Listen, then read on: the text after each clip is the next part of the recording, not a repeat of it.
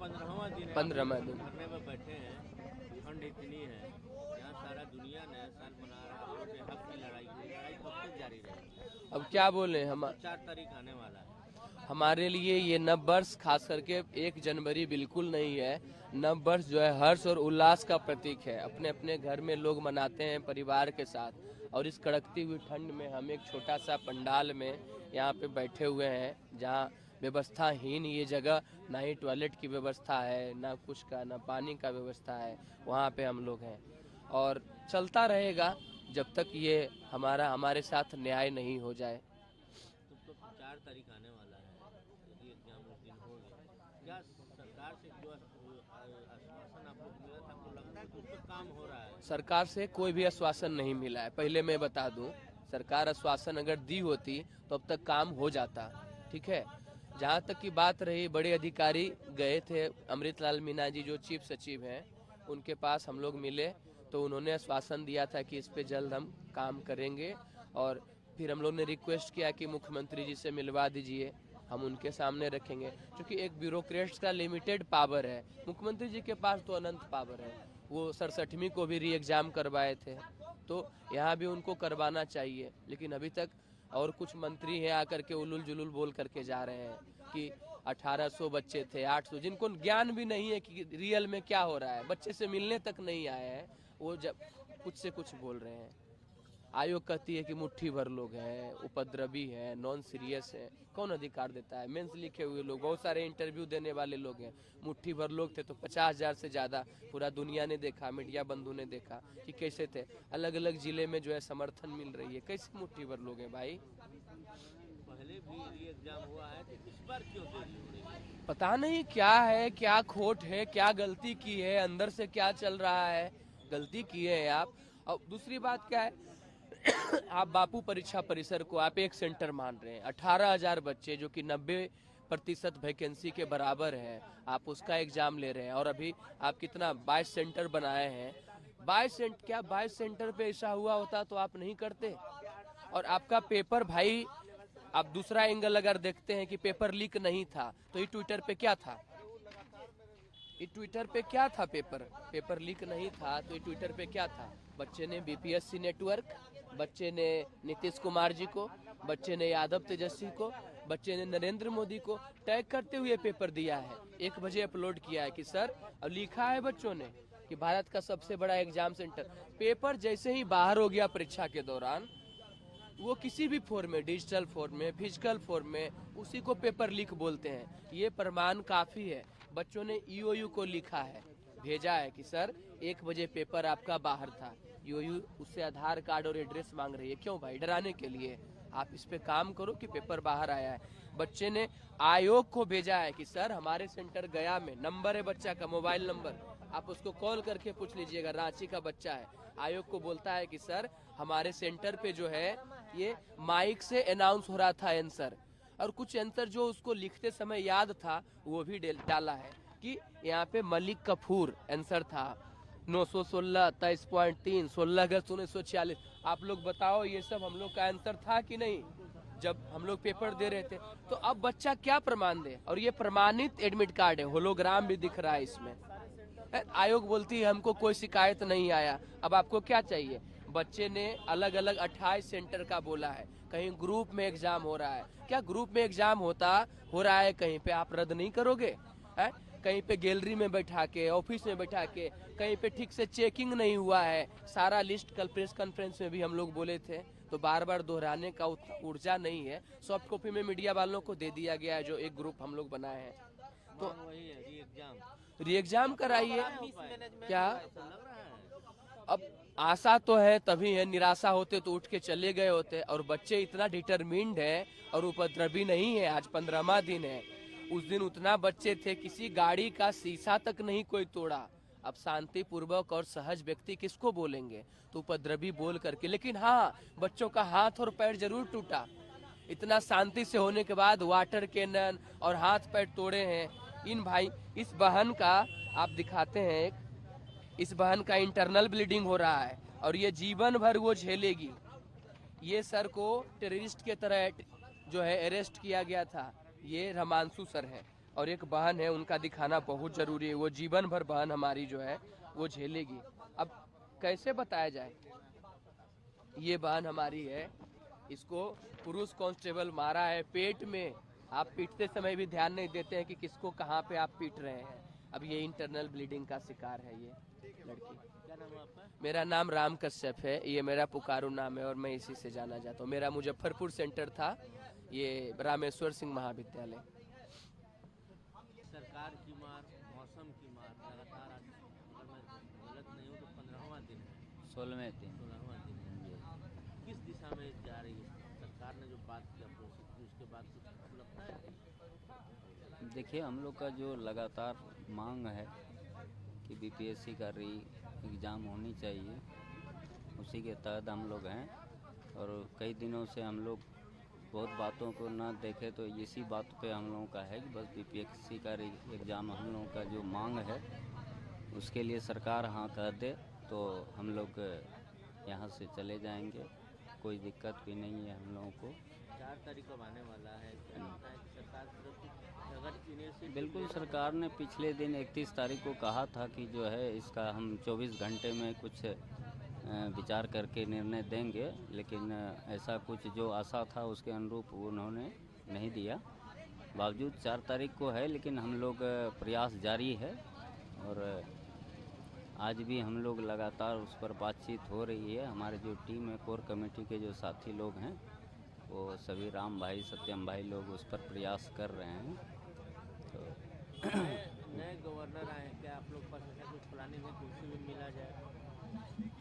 नहीं, ऐसा अगर उधर से आता है प्लान तो हम लोग चाहेंगे कि बातचीत आगे भी एक दौर हो चुका है, दूसरे दौर में अगर कहेंगे तो हम लोग ज़रूर बात करने के लिए जाएंगे। ये चीज़ है। क्या नाम है आपका? राजकुमार।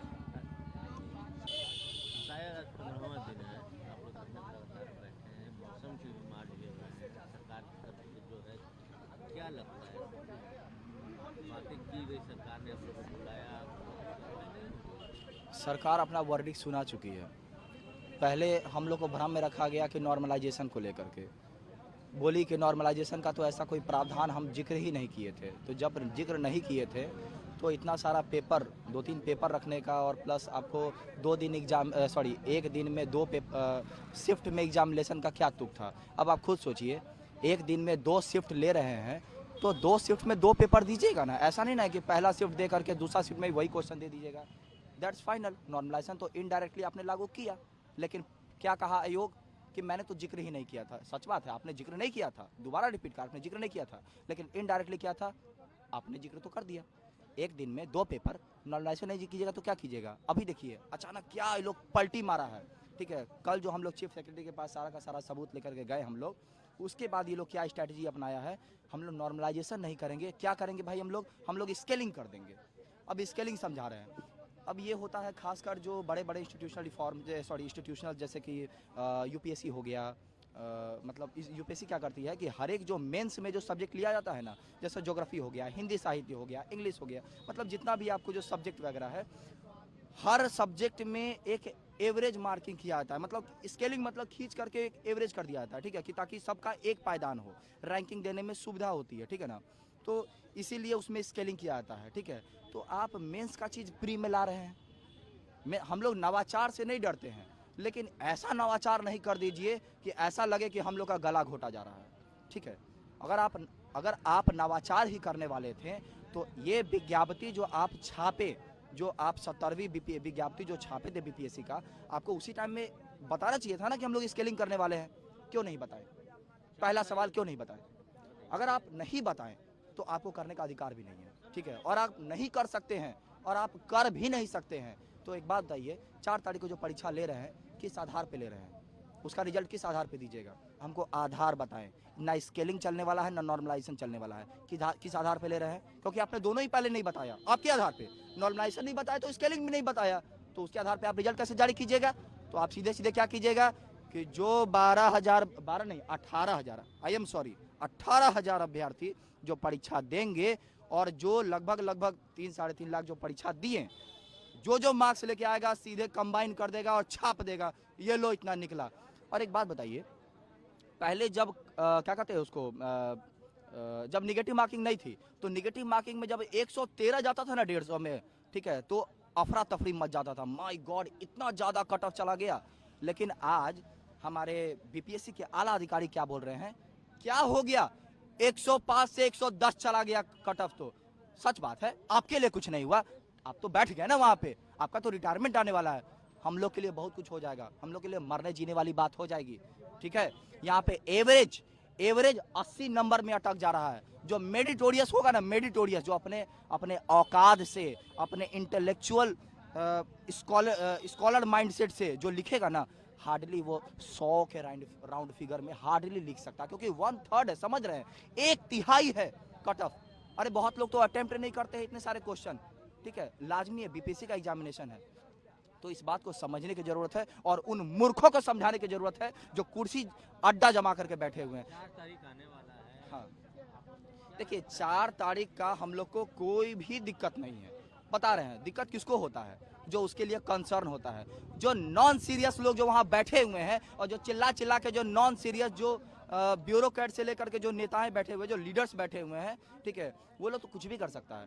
हमको तो सच में ये लगता है न्यायालय कंटेम्प्ट ऑफ कोर्ट बैठाती है कुछ भी बात, अनुचित बात बोलने पे, ठीक है। लेकिन एक बात बताइए, चिल्ला करके अभ्यर्थी अपना गला सुखा लिए 15 दिन, 2 अभ्यर्थी मर गया हमारे बीच में आ करके, 15 दिन से लगभग मतलब क्या बोले, भूखे मरे सब बैठे हुए हैं, ठीक है। क्या हम लोग के मरने का इंतजार कर रहे हैं माननीय न्यायालय? ऑप्शन तो है, लेकिन ऑप्शन से ज़्यादा ना हम लोग को आश्चर्य है।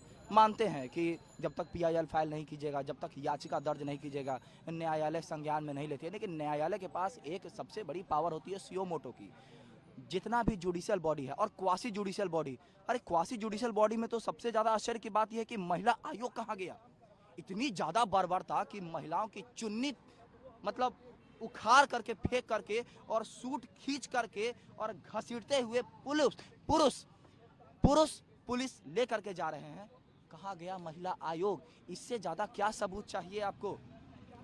ठीक है, इससे ज़्यादा क्या सबूत चाहिए? मानवाधिकार कहाँ गया? जो डीएम थप्पड़ मार रहा है और कोई इंक्वायरी ढंग से नहीं बैठ रहा है। अगर इंक्वायरी बैठा है तो उसका कुछ रिपोर्ट आना चाहिए ना। 15 दिन हो गया, क्यों नहीं रिपोर्ट आता? अरे हम लोग का दुर्भाग्य है ये, जो बड़े बड़े आला अधिकारी है वो हर वक्त छूट जाते हैं और फंसते कौन है? जो मोहरे हैं ना, वही फंसते हैं। हम इतना बोल रहे हैं ना, ये हो सकता है कि हम आज के बाद से नजर ना आए, क्योंकि हम लोग को 24 घंटे सर्विलांस में रखा जा रहा है। मेरी डिटेंशन हो जाए, मेरे पे एफआईआर दर्ज हो जाए, क्योंकि 600 अज्ञात एफआईआर दर्ज है। बहुत सारे हम लोग के अभ्यर्थी हैं, हम लोग के भाई बहन, उस पर एफआईआर हो चुका है। और कहा क्या जा रहा है, बहुत ज़्यादा सो क्या बोलते हैं उसको, काइंडनेस इस बात के लिए शो किया जाएगा कि जिस पे एफआईआर होगा उस पर वापस ले लेंगे। अरे वापस तो तुमको लेना ही है, ठीक है, लेना चाहिए, क्योंकि ये जो निराधार एफआईआर पे एफआईआर दर्ज करते जा रहे हो हम, अरे मतलब साफ मीडिया में साफ बोला है, माँ बहन की गाली दे रहा है और बोल रहा है तुम्हारा भविष्य बर्बाद कर देंगे। बोलने वाला कौन? वही कॉप, वही पुलिस जो हमारा रक्षक है। आज हमारा रक्षक हमारा भक्षक बना हुआ है। और सबसे बड़ी आश्चर्य की बात यह है, जागिए, पूरे भारत के लोगों से कह रहे हैं जागिए, अपने अपने मतलब अपने हक के लिए लड़ाई मांगते हैं, क्योंकि बोल रहे हैं ना कि हम अपना अधिकार मांग रहे हैं, नहीं किसी से भीख मांग रहे हैं। ठीक है, हम लोग अपना अधिकार मांग रहे हैं। ठीक है, नहीं जागिएगा तो जा करके आज हम लोग रोड पे हैं, कल आप लोग रोड पे आइएगा, आपका बच्चा रोड पे आएगा। और ये शिक्षा व्यवस्था ध्वस्त हो गया ना, तो सीधे सीधे बता रहे हैं, जो भारत का जो ग्रोथ का जो स्टडी जो रेट है ना, ये एकदम मैसिव डिक्लाइन होने वाला है। क्या नाम है आपका? मेरा नाम सौरभ हुआ।